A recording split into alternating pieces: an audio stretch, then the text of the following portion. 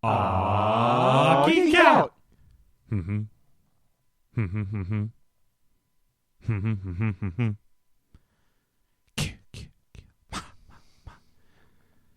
Jason has been rotting away in hell for a few months when he is resurrected by fellow supernatural slasher and hell inmate Freddy Krueger, looking for a way to get back into the land of the living. He tricks Jason into heading to Elm Street, the site of Freddy's gruesome killing spree, to drum up the fear that Freddy Krueger feeds off of. But much to his surprise, he can't control Jason, and the two come to blows over who gets the guts and the glory. So hey, and welcome to this special episode of The Long Night at Camp Blood. Today we are talking about Freddy vs. Jason, the movie that technically started it all with me. Back in the second episode, I believe it was, when we were talking about Friday the 13th Part 2, I had my friend Chad on to help me out, who I talked about the whole argument of who is better, Freddy or Jason, had started with him because we were working at a Blockbuster when that movie came out. So I felt it was so poignant, so important that I get Chad back on to talk about the movie Freddy vs. Jason for this episode. So Chad, thank you for coming back. Thank you for having me. I'm surprised you had me back. Well, there was such a mob of people that hated the last episode you were here. I just had to piss them off again. All right. No, it was great. It was fun, and now we are back talking about this one. Just since I didn't actually do any proper research to listen to what we talked about in the first time you were here, let's go in depth a little bit more with us and Freddy vs. Jason. I remember we were watching it together just a little bit ago, and you reminded me of a funny interaction that we had with a customer who was renting it. Why don't you relate that to the listeners at home? The guy was just trying to rent the movie, and Chris says, "This is a great movie where Freddy totally kicks ass." And I was like, no. And then he's like, "Don't spoil it for me." He's like, "Oh, just fighting." Yeah, the guy actually thought that I was spoiling who is the better fighter in the movie. It's like, no, dude, they just fight, and we're fighting because I'm Team Freddy and Chad's Team Jason. So yeah. But the many an argument that we had working at the Blockbuster about who was cooler, Freddy or Jason, and it was pretty much what kind of kickstarted our friendship too. I feel because that I started working there right around the time that it was. I don't know if it was right when the movie itself came out in theaters, or at least when they had started the marketing for it. But so that was a big talking point between the two of us, and I had seen like a handful of each of the movies. Like I know I'd seen the first one and the third one from both series, oddly enough, because those are the two best from both series, in my opinion.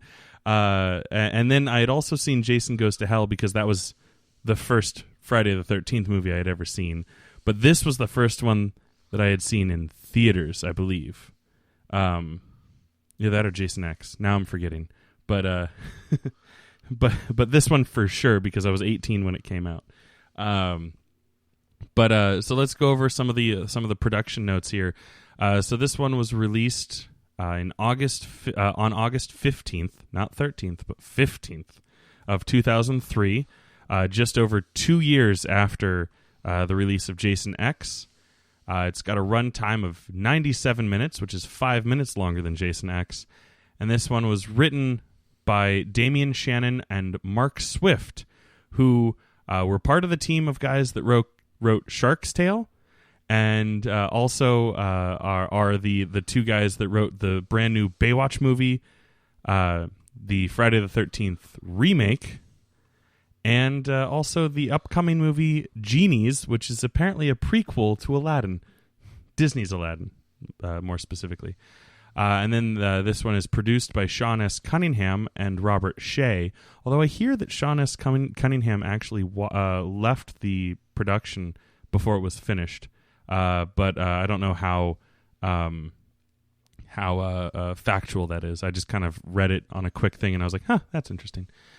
Then directed by franchise newcomer Ronnie Yu, who you might is famous for like his kung fu movies, but as far as like American movies that I found that he was that he's credited as directing, or at least movies that I was that I had seen and knew about, was the Sam Jackson Formula 51, or the 51st State as it's known in England, Bride of Chucky, and Jet Li's Fearless. So I mean, movies that I was entertained by. Let's see, this one was filmed in Vancouver, Toronto, and the Bunsen Lake in Ioko, Canada. Bunsen Lake, oddly enough, or funnily enough, I guess, the same place that they shot the lake scenes for X2, also at the same time. And apparently even the casts were staying at the same hotels together. So they hung out. The budget, if I'm reading this correctly, was the highest budget of the entire franchise, at least so far, because I haven't gotten to the remake yet, at $30 million, which is almost $20 million more than Jason X had. And Jason X, I believe, had a pretty sizable budget for a Friday the 13th movie as well. And then its total gross, check this out, $114.9 million, which is just over $100 million more than Jason X got. And it's the highest Friday the 13th gross, and oddly enough, the second highest gross for the Nightmare on Elm Street series. The remake just edged it out. I think I saw that it was 117 for the remake of Nightmare on Elm Street. So good on the remake there. I guess, even though I didn't really like it, but whatever. So Chad, what happened in this movie? Let's go over the plot a little bit. Basically, Freddy fights Jason. Now, Freddy wants... I couldn't glean that from the title. Thank you. Yeah, Freddy brings Jason back to life so that he can be feared again, and so he can kill the people in his dreams. And Jason just goes at it and has too much fun. Yeah. So we start out. Freddy is monologuing about how his former days of glory. Presumably he's stuck in hell now and can't get out because we find later the kids of Elm Street have all been forced to forget about Freddy, which the fear is what he lives off of. So he's not strong enough to be able to do anything.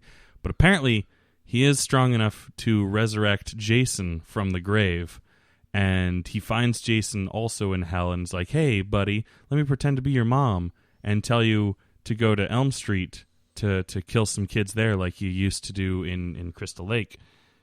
So yeah, Jason goes, like you said, has his fun, kills a couple kids, and then starts killing kids even though he's already done doing his job of raising the fear level.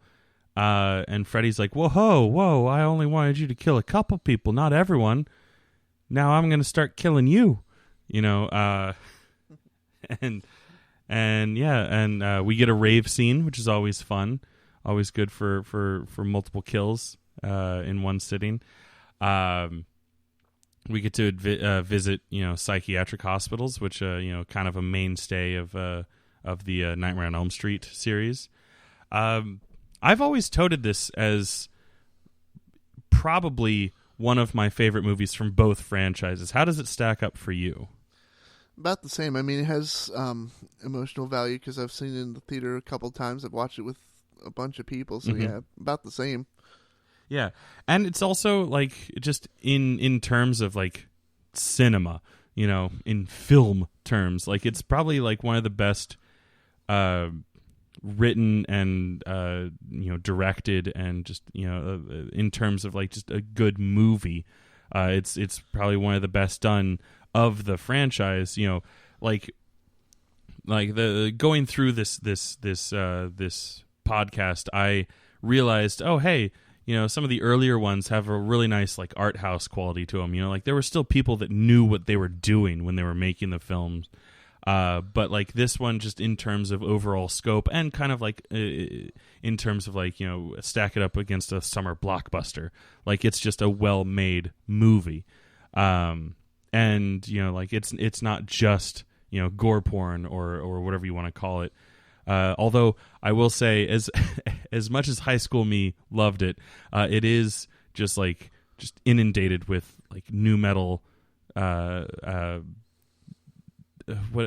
a nu metal shit soundtrack that was so popular in that time period, and I touched on it in Jason X because it had the body song in the trailer, that it was kind of the start of the nu metal horror craze, which I haven't watched many new horror movies. Is that still a thing? Is that still going on? Or are they back to, I guess with like things like what's that the Conjuring series, like that seems like a movie series that would not mesh well with nu metal, right? Yeah, because of the time frame. Yeah.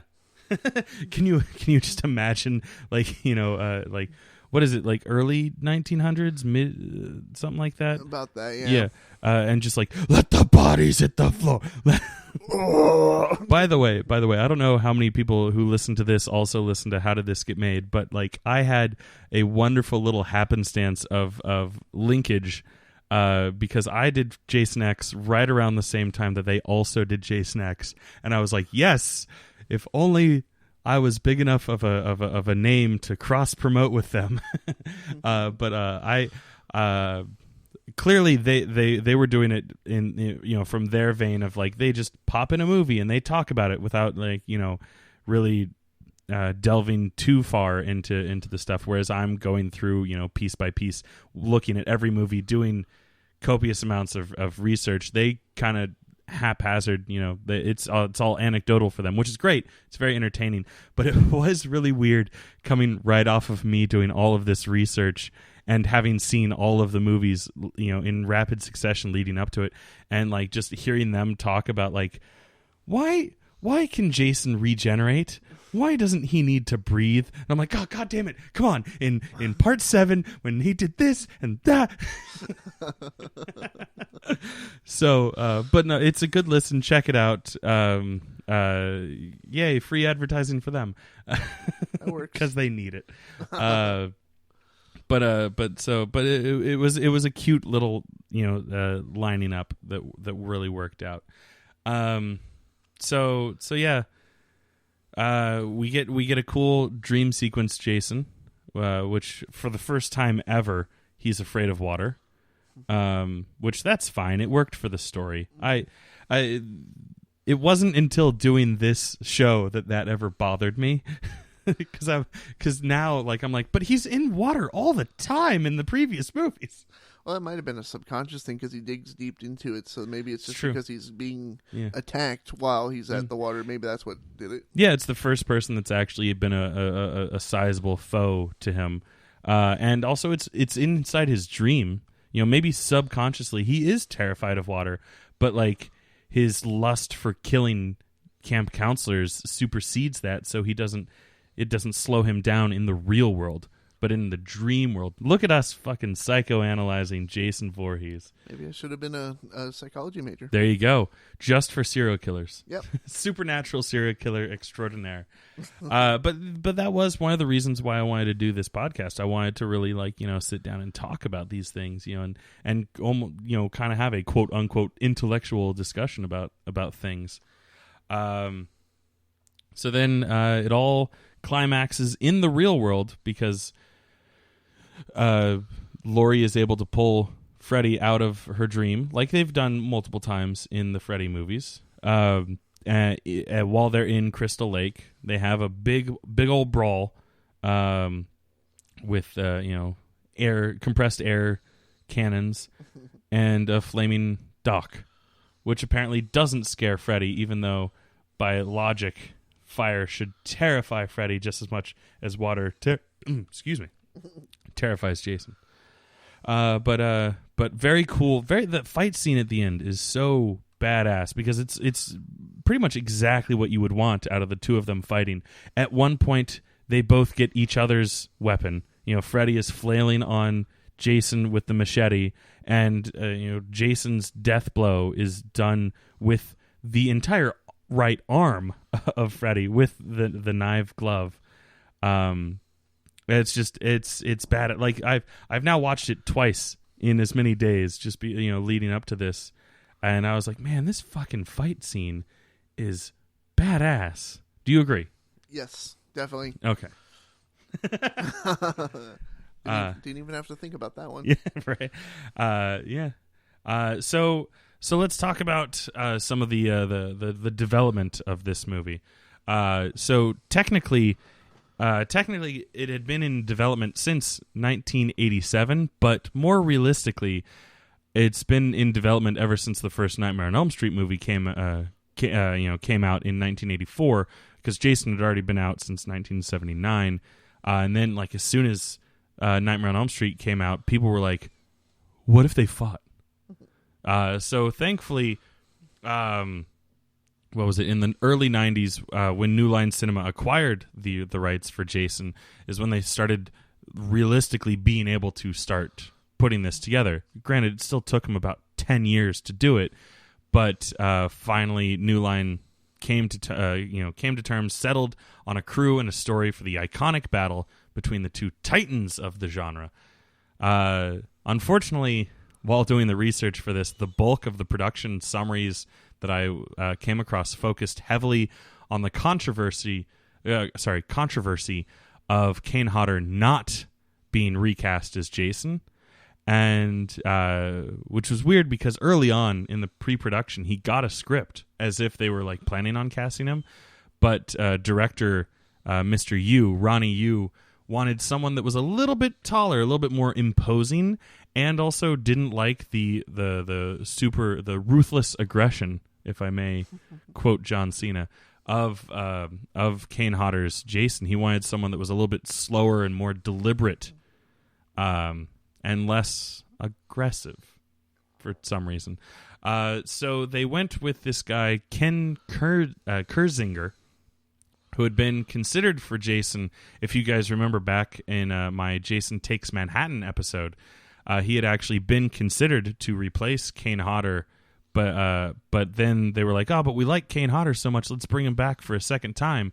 And so Ken Kersinger got to be the cook at the deli that Jason throws into a mirror.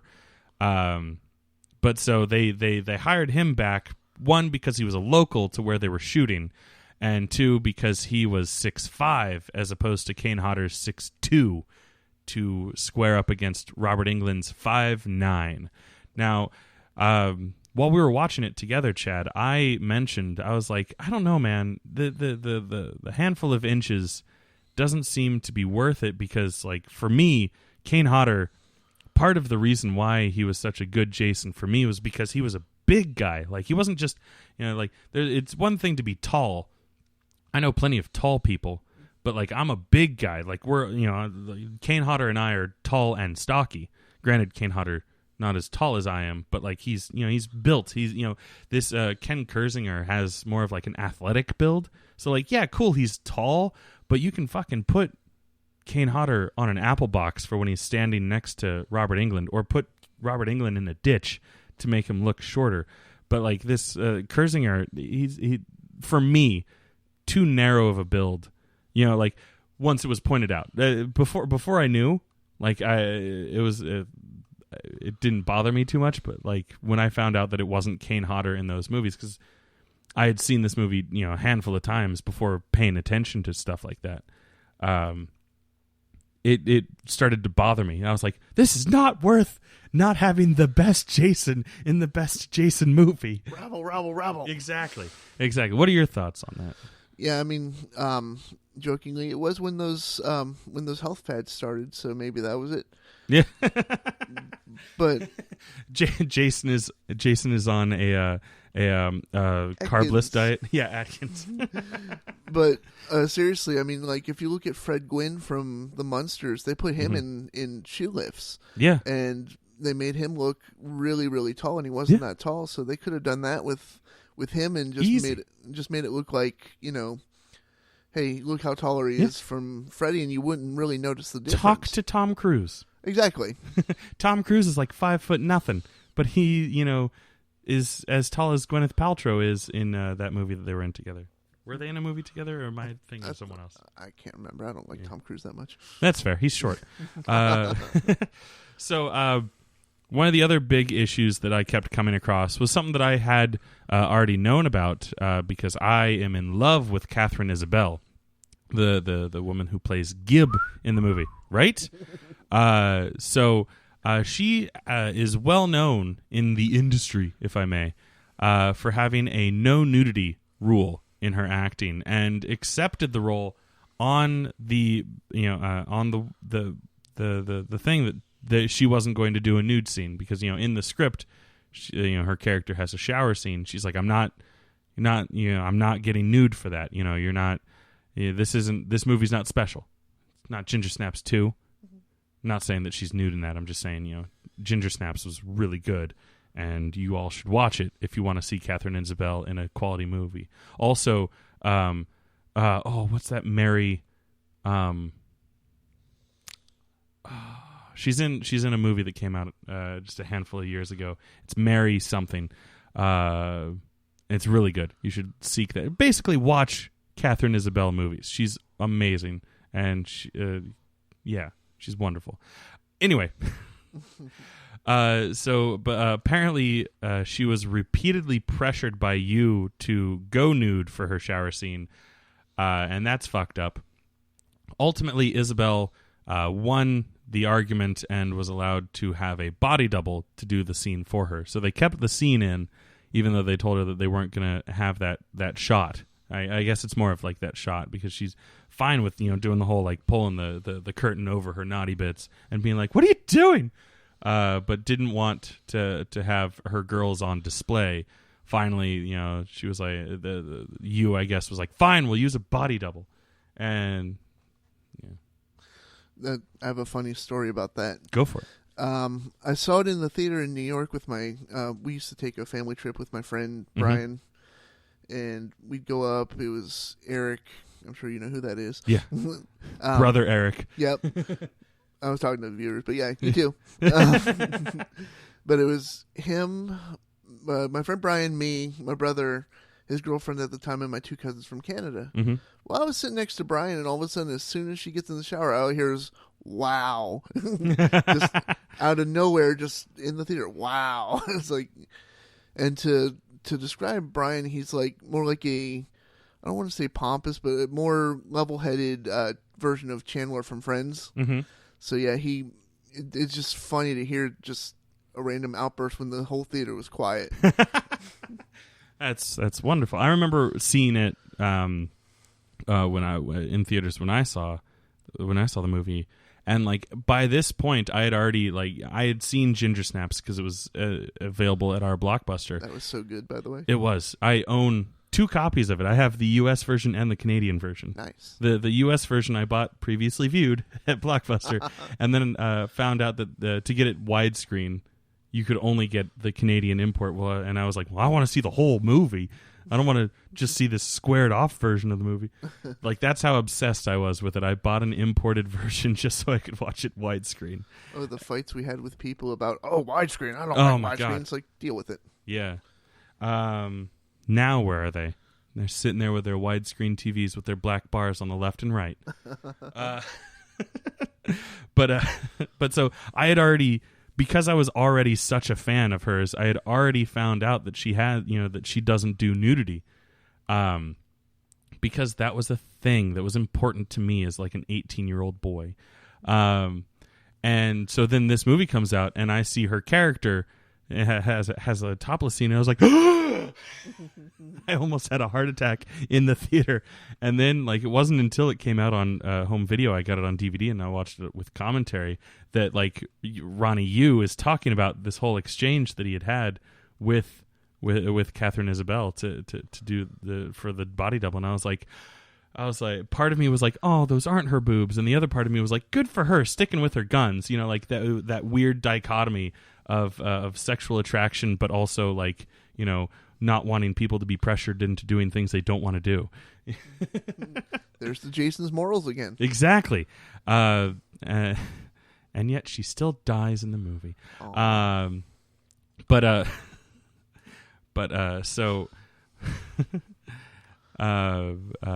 where was I?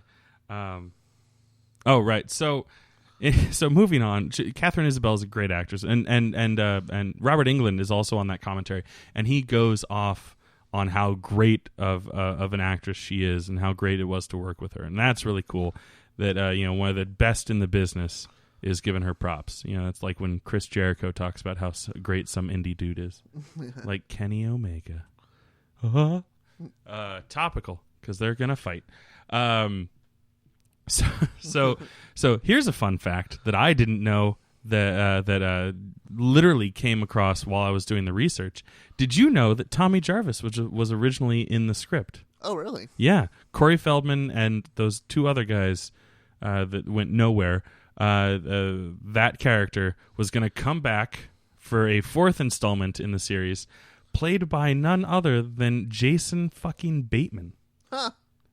And he was going to be in it, and also Jenny from Part 3 was going to come back, and that was so. Here's where it gets a little convoluted. Originally, Catherine Isabelle was cast to play Jenny, but they decided they were going to nix her and Tommy Jarvis, but they still really wanted Catherine Isabelle in the movie, so they had done some flip-flopping around and made her the Gibb character. Then also Zach Ward, who's best known as being the shithead bully from A Christmas Story, and various sci-fi and horror straight-to-DVD casting decisions. And then to us, the Brandon McCormick lookalike guy that we used to work with at Blockbuster, played Mark's older brother. I've already forgotten his name. But the one that's in the dream sequence in the bathtub full of his own blood.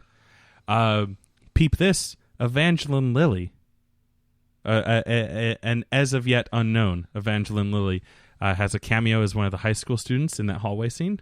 Nice. As well as the principal was played by a producer of several of the Nightmare on Elm Street movies. And then here's the trivia that I teased to you the other day when we were talking online. Rey fucking Mysterio is a stunt double, one of the stunt doubles for Robert Englund in this movie. That's awesome. Yeah. I have no idea which scenes. I assume some of the fighting scenes, because he does some of the flippy shit that Rey Mysterio, he doesn't do a 619, but like I could see where they would use or where they would utilize Rey Mysterio's. For those of you that don't know, Rey Mysterio is a wrestler, a luchador, if I may, and one of the most prolific of our lifetimes, I guess. Probably, I mean, I would say probably one of the biggest. One of them. Yeah. But yeah, so he's a stunt double for Freddy. In the credits, he's credited under his real name, which I've already forgotten, but it doesn't matter to me because he's Rey Mysterio. It's like Oscar Gonzalez or something like that. Something like that. It is a very Hispanic name, which makes sense because he is a very Hispanic person. Very. He's a luchador wrestler. One of the short people we like. Yeah. Very few short people that we do like in this world, but he is one of them. And then I also just have a couple grabs from trivia bits about alternate versions of the script. In early drafts, 2 twists were considered that would have connected the pasts of Freddy Krueger and Jason Voorhees. One considered twist was that Freddy either raped or had a consensual sexual encounter with Jason's mother, and as a result had unknowingly fathered Jason. Another twist was that Freddy had worked at Camp Crystal Lake in the past and had either molested Jason as a child or was somehow connected to his drowning, being a child murderer and potential sexual offender, thus giving Jason a motivation to track down and kill Freddy. Both ideas were eventually dropped as production felt they were too contrived and too dark for a horror movie. Yeah. I part of me kind of likes the intertwined past because like it worked. I feel like it worked out pretty well for like things like Batman '89 and Alien vs Predator. But I don't need it. Like I feel like the story that we ultimately got was good enough. Like I didn't need them to have made each other or whatever you want to call it. And then also, one early version of the script called for the beginning of the film to be placed in medieval times. It doesn't go into detail beyond that, but it just says medieval times. And then another called for the beginning to start out at Camp Crystal Lake with Jason getting arrested. And then the entire film, this is one that I had sent to you directly because it was just so ridiculous. The entire film would be the trial of Jason. And the lead character would be his lawyer. And then finally, another one had the beginning of the film taking place at the eve of the new millennium. Why? Who cares? At that time, we didn't know. Yeah. As of the research, for the research that I did, it maintains a 41% on Rotten Tomatoes with an average rating of 4.8 out of 10. Boo. Yeah. One of the pinned reviews being that fans of the two horror franchises will enjoy this showdown, but for everyone else, it's the same old slice and dice. And you know what? I wouldn't have it any other way. Well, why would you want to watch it if you weren't a fan of them? Come right? on, people. That's the thing that boggles my mind about the reviews that I've seen doing this show. I'm like, these movies aren't trying to get a broad audience. They're trying to play to the niche. You know, it's not trying to be an Oscar movie. Stop rating it like it's an Oscar movie. Anyway, so now for the cold hard facts. Cold open length for this one was only 6 minutes and 40 seconds. So it's about half, maybe a third as long as the longest we've got, but still not the shortest. Location, Springwood, Ohio, which is where Elm Street is, and then Camp Crystal Lake for a little bit. Timeline, 2003, which is the same year that Jason Goes to Hell takes place in, but it's a couple months later. So like Jason Goes to Hell is like late spring, summer, and this is set in the autumn. Kill count in this movie, Jason. How many kills are there? And there's 19 kills in this movie.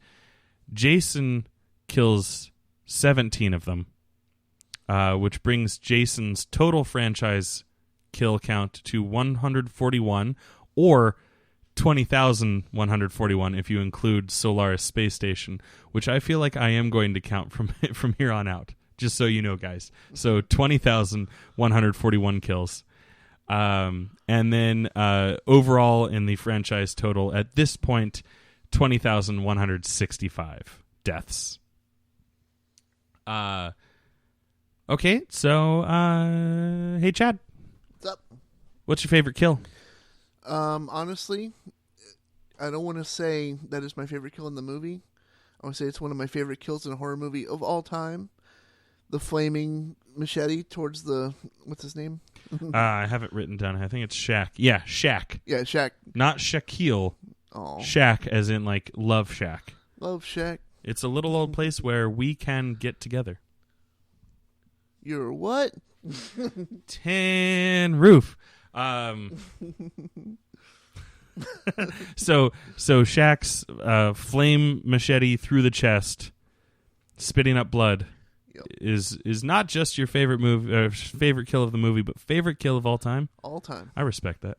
It was a good kill. I love the fact that the machete is still on fire when it comes out of his chest. Yeah, that was, and it also explains how he catches up with these little teens that are running around. Mm-hmm. That was always a question: how does he catch up with them? Well, he's on fire. He'll show you. Yeah, and the aerial shot that they have, it even shows Shaq kind of like doubling back over his route because he's like, I can't find my way out of the corn. Well, I guess that was amazing. Oh! Whereas my favorite kill is going to be Gib, not just because I love Catherine Isabel, although, yes, that is a part of it, but also because of the implications that it has for furthering the plot of the movie.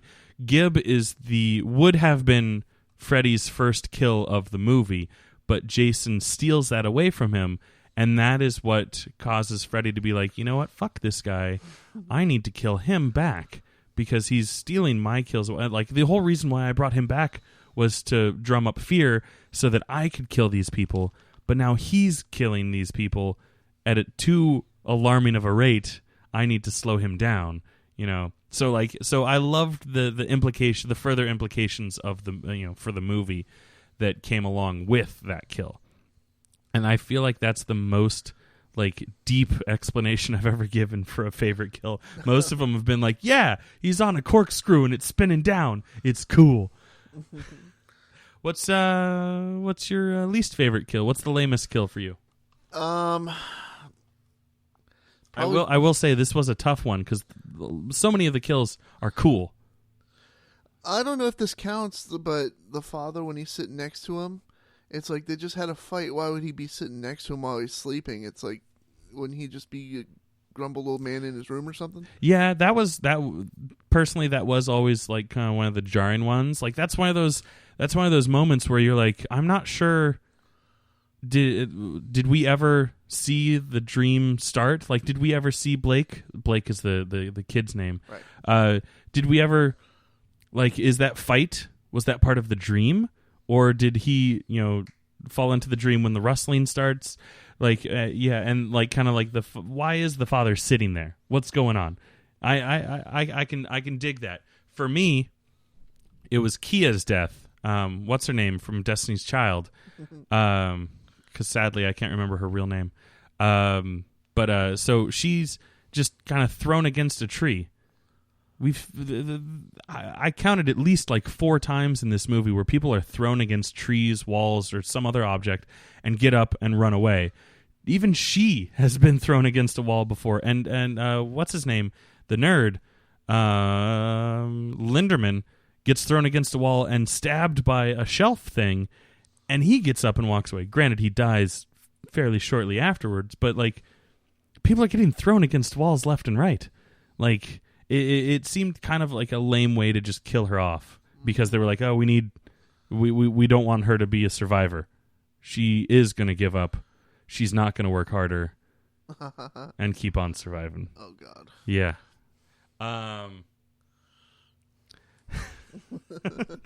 Speaking of kills, when did the killing spree start and how long did it last? So based on my rubric for this, I'm going to say that the killing spree started at about 41 minutes, 9 seconds, which would make it Gibb's death. Technically, Gibb and Spencer's gifts, Billy Idol, because they were both, it was a twofer. But at her death, I say, is when the killing spree starts. And it lasts only 2 minutes and 52 seconds, just shy of 3 minutes, because it was the entirety of the rave killings. Because that was really the only time that we saw really rapid fire deaths beyond Blake and his dad. Every other one had a decent cooldown period until you got to the climax, and even then there still wasn't that many killings. So I think this is probably the shortest killing spree of the entire series. At just shy of 3 minutes. Who survived? Laurie and Will. That's right. Good old Jason Ritter survived so that he could go on to voice Dipper in Gravity Falls and then rob us of a wonderful crossover where he gets to fight Scary Terry on Rick and Morty. But he got to fight the inspiration for Scary Terry here in this movie, where he went up against Freddy Krueger. By the way, I tweeted that at him, and he liked it. Just as a little personal note for me. Who plays Jason in this movie? peep this. So it's not just Ken Kersinger. He also had a stunt Jason, which is weird because usually Jason is a stunt man, and Kersinger is a stunt man, but Ronnie Yu was very adamant about him not doing all of his stunts. So like for the fire stunts and stuff like that, he had Glenn Ennis come in and do those shots. And then we also had Douglas Tate come in and do the final shot where he's coming out of the lake holding Freddy's head, just because they had to reshoot that ending because the test audiences or whatever didn't like the original ending that they had where Jason Ritter like becomes Freddy. It was like a weird like 16 Candles kind of ending where like it's on the DVD, you can watch it.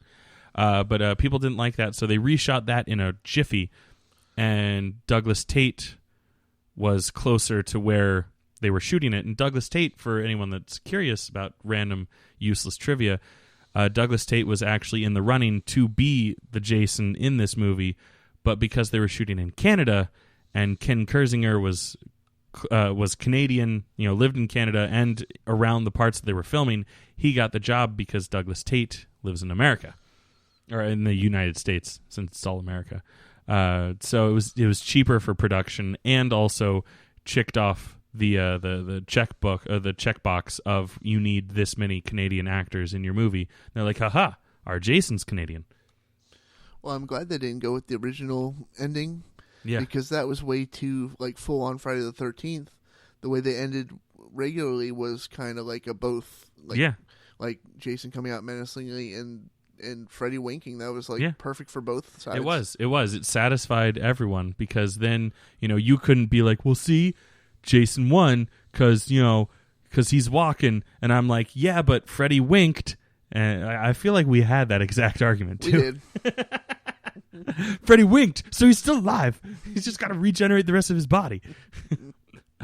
So how does Jason evolve in this movie versus previous installments? Well, he's got this new shredded jacket, which was pretty sweet. Mm-hmm. It is probably one of my favorite costume designs for Jason. Did I say Freddy? I think you did, but whatever. Who cares?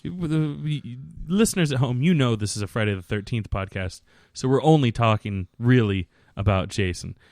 Jason has a new shredded jacket, which I thought was pretty sweet. My favorite character design for Jason. Freddy's hasn't really changed. The makeup on his face is a little bit different. And then, but one of the confusing things for me was that he's got this new tightened, like kind of like black skin, which kind of looks like frostbitten, or maybe it's decaying. Are these scars from Hell's Burns? Don't know what's going on. Was it the fashion back then? Well, maybe it was. It's really weird to see, like in the behind the scenes stuff, when the actor playing Jason is just talking like between takes, and he doesn't have the hockey mask on, so he's got this black makeup that like kind of almost like frames his face. Mm-hmm. Because they're like, well, we don't need to cover it around here because the mask, and then like he's got like the raccoon eyes because he's got the big eye holes on the mask. It's a very weird thing to see him just sitting there in half costume essentially. Mm-hmm. Then what weapons does he use? This is one of the least amount of weapons Jason has used, because for like half, maybe even 3/4 of the kills, it's just machete. Mm-hmm. He machetes everyone in this movie. Then for just a couple people, he uses a pipe, a heavy door to crush that security guard, electricity, shelf bracket, and finally Freddy's arm. That was... So who deserved to die? The weird morality of the Friday the 13th movies. I feel like this is the first one in a couple movies that actually have like kind of latched back on to the morality of Jason. Yay! Because listeners at home might remember the last couple movies I was kind of lamenting. I was like, none of these people really deserve to die per se, but at the same time, I don't care about any of them dying. So like so thank you for like kind of a return to form, as it were, with this. So our fornicators, I'm gonna go through with their character name, even though you probably don't know most of the character's name because they still not good at getting you the names in the script. But Trey, Frisell, and Gib are the fornicators. Frisell being the discount store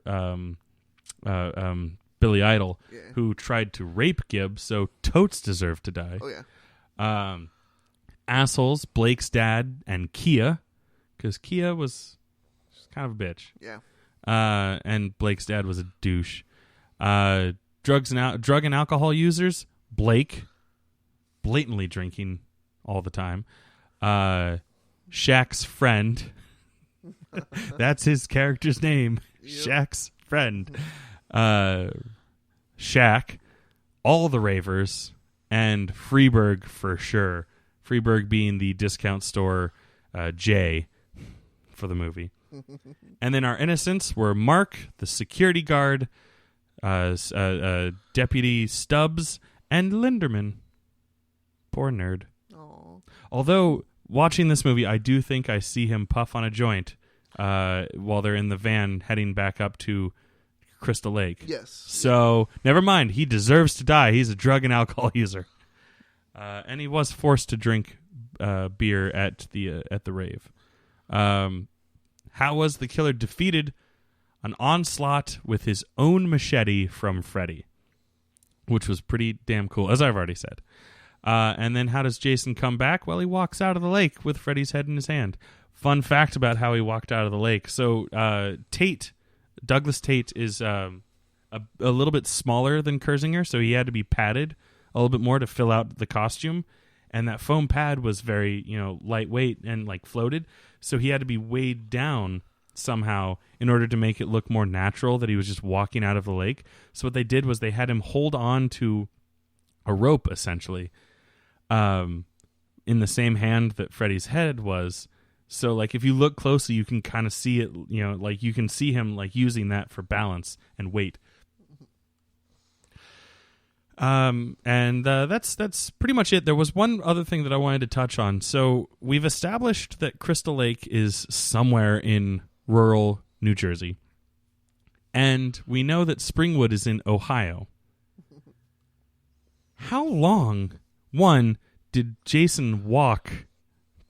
How long was that walk to get from Crystal Lake, where he was buried in Crystal Lake, to Elm Street? But then how long were they driving in the Scooby van all the way back up to Crystal Lake? Like, no GPS at that time, too. This is 2003. No one had a cell phone yet. I mean, people did, but like I barely had a cell phone. I had one of those indestructible Nokia phones, and it did not have a GPS on it. It probably still works, too. Yeah, I bet it does. I don't know where it is, but I bet it does. Well, I mean, he's got all that trank on Jason, and the syringes were full. They only gave a little bit to Lori to keep her out. And she was like, 90 pounds wet? Yeah. And Jason's like 1,000,000 pounds. I don't know. I think he's pushing 300. Probably 300, yeah. And they used the entire syringes, so I'm not a math guy myself, but... You're not a doctor. I'm not a doctor. I'm not a math guy. How long did a guy that size get taken out by the trank? Yeah.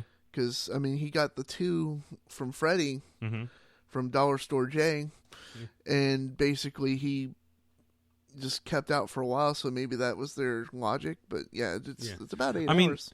I mean, yeah. the idea is that this is a horror movie, so that kind of stuff doesn't really matter. But it was just something that like popped into my head when I saw, because I had never really paid attention to where Elm Street was supposed to be in the mythos.